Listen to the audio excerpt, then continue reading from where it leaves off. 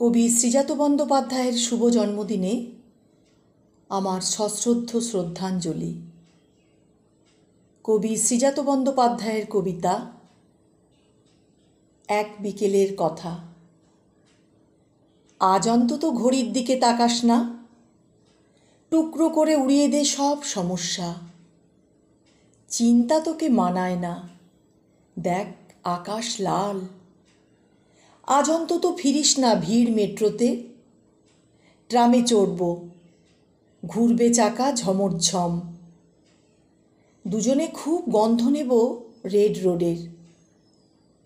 আজ অন্তত চুল খুলে দে দিক বিদিক, ডাইনে বায়ে লোকগুলো সব মূর্ছা যাক।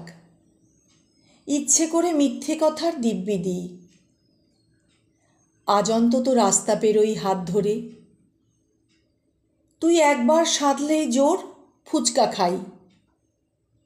কান টেনে বল, ইস কি আমার বাধ্য রে।